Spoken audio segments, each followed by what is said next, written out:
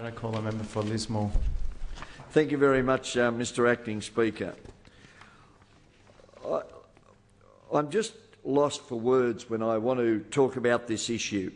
And I talk about the issue of the Casino to Murwillumbah rail link, where in 2007, prior to the last election, the Honourable Murwillumbah, the then Premier of New South Wales, and together with Peter Beattie, Premier of Queensland, established a cross-border transport task force and convinced the people of the Northern Rivers and of this state there was a cross-border transport task force. And that we were led to believe, not my words, but the government's words when the minister was spoken to some weeks back by the local press. Yes, there is a report. There is a report that's available, but it just hasn't been to Cabinet yet. It's been available since July. So recently in the other place, Jenny Gardner and the Nationals and the Coalition, together with the support of the Greens, the Shooters Party and other members of the crossbench, put forward a Standing Order 52, an order for papers seeking the cross-border papers in relation to the cross-border transport task force. Well, they had 14 days to deliver this paper. Now, yesterday, during the day, which was the 14th day, we were advised you'll get the report, it'll be this afternoon.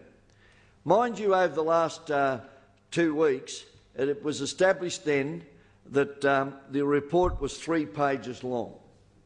A report that a task force has put together was 3 pages long.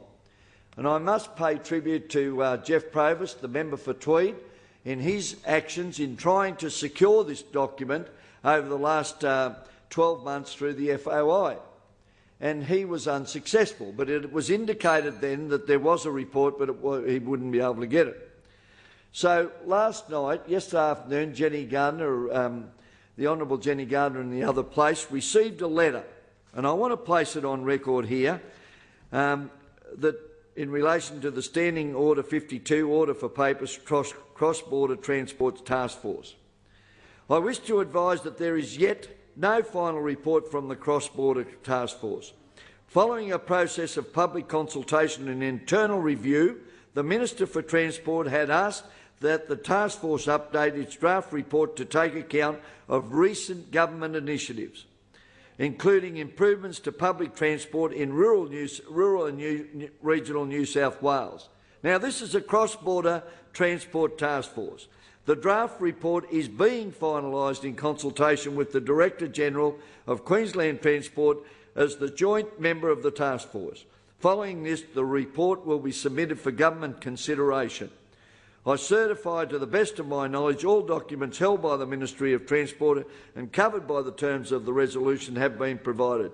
Yours sincerely, Jim Glasson, Director-General, Ministry of Transport.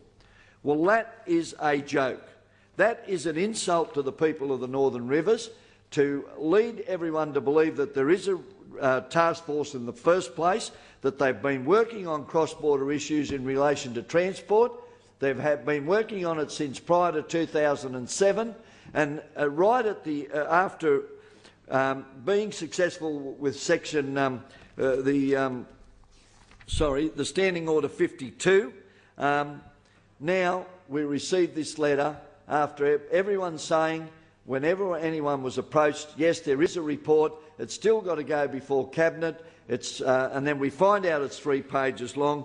Well, it's just so hard to believe that a final report, as I said earlier too, that it was reported to the local press at home 2 weeks ago by the Minister's office when the Northern Star got the call for paper that there was a report and indeed a final report. Now the government is saying they haven't even finished a draft report.